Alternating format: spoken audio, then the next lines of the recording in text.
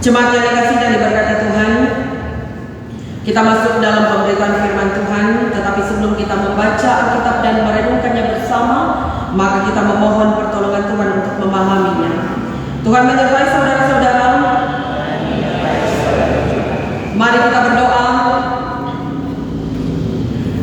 Bapa yang baik, terima kasih untuk kesempatan yang Kau berikan bagi kami boleh ada dalam persekutuan yang beribadah di rumah-Mu yang kudus ini.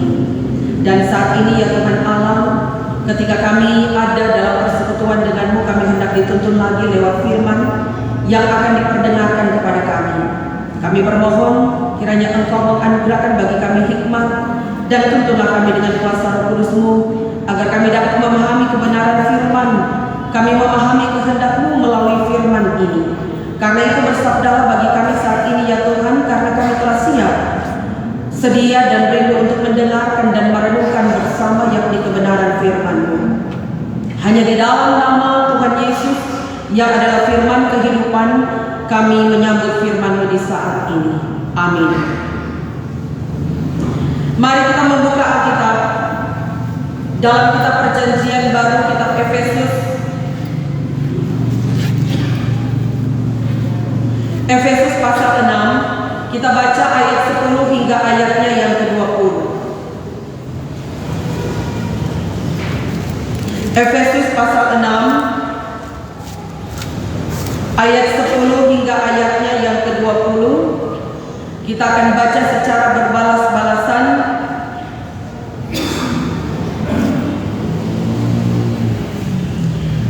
Perikop ini diberikan judul perlengkapan rohani. Akhirnya hendaklah kamu kuat di dalam Tuhan, di dalam kekuatan kuasa-Nya.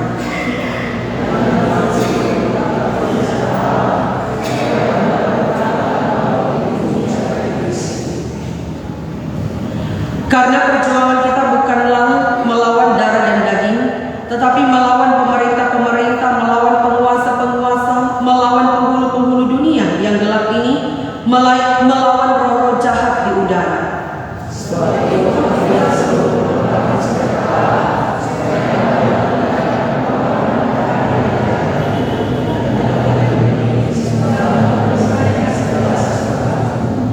Jadi pinggangkan kebenaran dan berbaju sirahkan keadilan.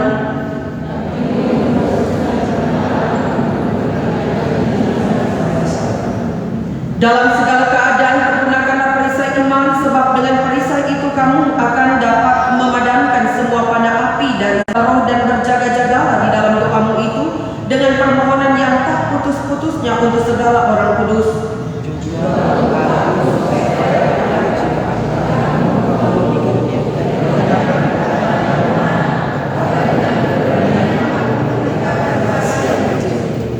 Yang melayani sebagai utusan yang dipenjarakan. Berdoalah supaya dengan keberanian aku menyatakannya sebagaimana seharusnya aku berbicara. Salam sejahtera dalam kasih Tuhan kita Yesus Kristus. Shalom. Damai di hati. Terpujilah Kristus yang telah memberi waktu dan kesempatan bagi orang semua boleh ada dalam persekutuan di rumah Tuhan. Ya saudara-saudara yang dikasihi dan diberkati Tuhan, tentunya patut kita bersyukur kepada Tuhan yang telah memperkenankan kita semua ada di hari ini, hari yang ke-20 di minggu ketiga di bulan Agustus 2023. Bahkan kita saat ini masih dalam suasana bersukacita dan bersyukur manakala Tuhan beri kesempatan bagi kita memperingati hari ulang tahun kemerdekaan Republik Indonesia yang ke-78 tahun. Kita masih merenungkan makna kemerdekaan bangsa kita, negara kita yang kita cintai. Luar biasa perjuangan dan pengorbanan para pejuang, para pahlawan kita melawan para penjajah di medan peperangan. Rasa persatuan dan kesatuan itulah yang menjadi kekuatan mereka menghadapi bangsa penjajah yang memiliki kekuatan militer dengan segala persenjataan. Nah, kita telah merdeka dan sedang sementara dan akan terus misi kemerdekaan dengan memperlakukan rasa keadilan dan kebenaran dalam kehidupan bersama, hidup berdamai, berdampingan satu sama lain. Saudara-saudaraku yang diberkati dan dikasihi oleh Tuhan kita Yesus Kristus, bagian firman Tuhan yang kita baca dalam Efesus pasal 6 ayat 10 hingga ayatnya yang ke-20 berbicara tentang bagaimana kita mengenakan perlengkapan senjata Allah. Ya, bagian ini mulai dengan menunjuk kepada sumber kekuatan jemaat. Akhirnya hendaklah kamu kuat di dalam Tuhan, di dalam kekuatan kuasanya. Artinya manusia menjadi kuat dan menerima kekuatan hanya di dalam Tuhan. Manusia hanya dapat kuat dengan kekuatan yang bersumber darinya. Mereka tidak dapat menguatkan diri mereka sendiri. Mereka hanya menjadi kuat kalau mereka memberi diri mereka dikuatkan oleh Tuhan, dan dikuatkan begitu rupa sehingga Tuhan menjadi kekuatan bagi mereka. Nah, saudara-saudara, Paulus menggunakan istilah endunamose yang berarti berilah dirimu dikuatkan atau jadilah kuat di dalam Tuhan. Dan ia adalah kekuatan umat manusia karena umat berada di dalam Dia, di dalam kekuasaan kuasanya. Dan untuk menjadi kuat di dalam Tuhan, maka tentunya harus mengenakan seluruh perlengkapan senjata Allah. Supaya apa? Supaya dapat bertahan melawan tipu muslihat iblis.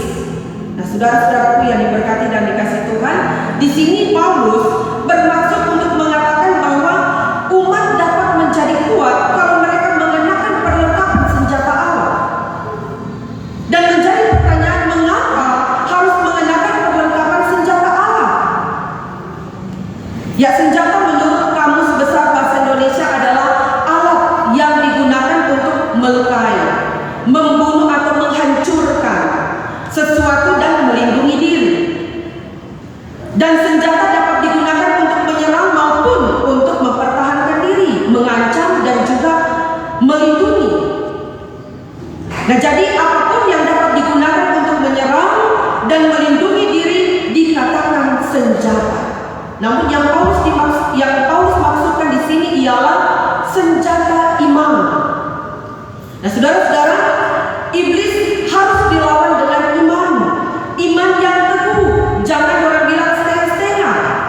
Iman yang teguh, jangan setengah-setengah, apalagi menggunakan kuasa-kuasa di luar Tuhan. Seperti popularitas, jabatan, kekuasaan, bahkan juga keiri hatian, kesombongan, kedengkian, dan lain sebagainya. Nah, hanya dengan kuasa Tuhan Allah kita dimampukan untuk menghadapinya. Jangan hanya mengandalkan kekuatan sendiri.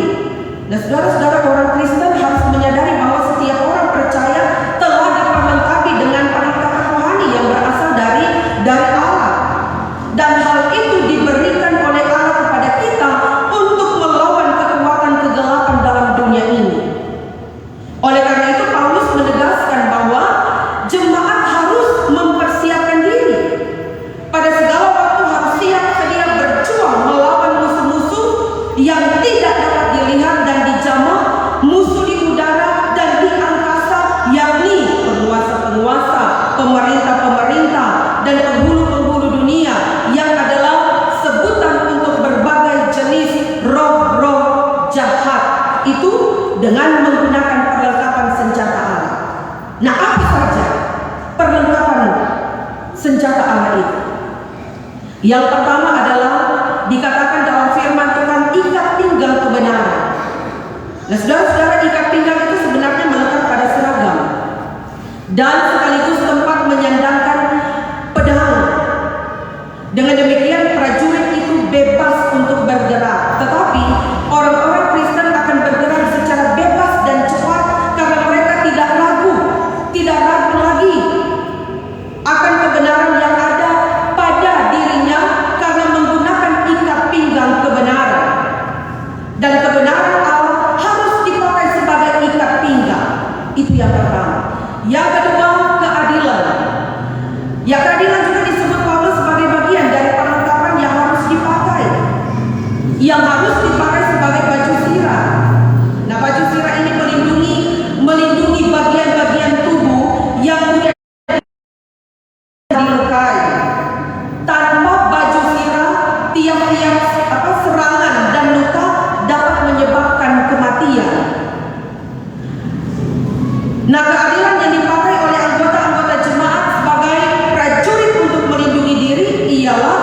ketiga, kerelaan.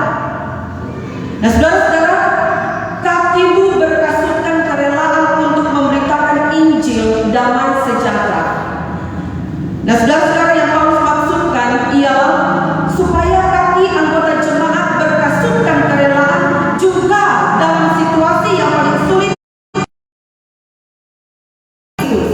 Itu yang ketiga. Keempat, Paulus menyebutkan iman. Nah, dalam segala keadaan pergunakanlah perisai iman.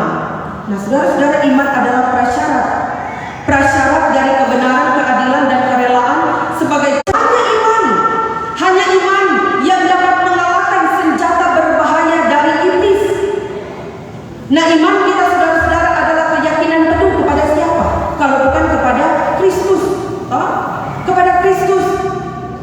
Jika kita berjalan dengan Kristus, maka kita akan diselamatkan dari setiap pencobaan yang diperhadapkan kepada kita.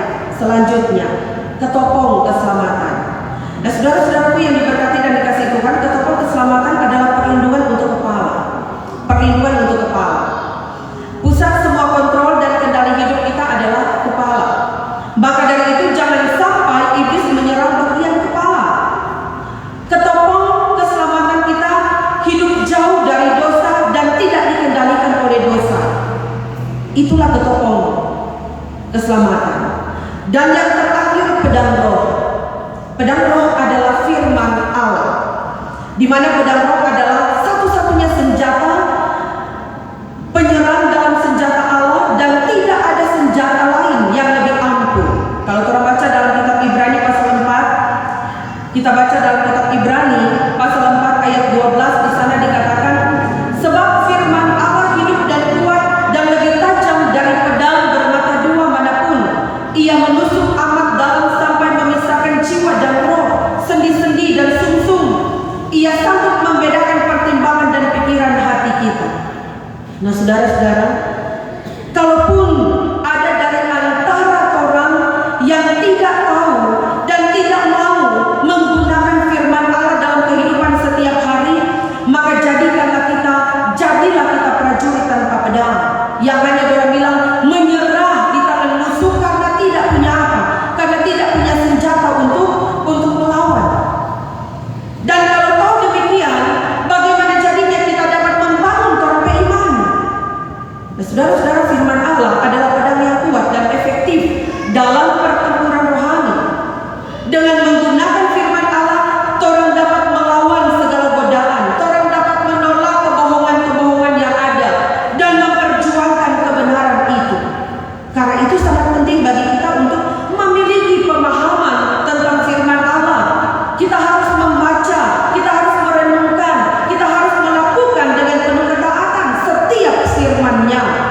Maka dengan demikian kita siap melawan setiap godaan dengan pedang firman Allah. Dan yang terpenting dari semua itu, Bapak Ibu Saudaraku yang diberkati Tuhan, adalah berdoa.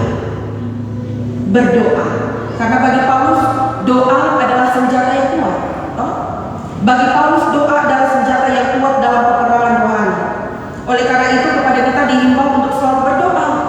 Berdoa dalam roh untuk semua orang kudus, bagaimana yang dikatakan dalam Efesus pasal 6 ayat 18. Karena dengan doa menghubungkan orang dengan Allah, untuk memohon perlindungan, minta hikmat dan kekuatan daripada Tuhan untuk menghadapi musuh-musuh.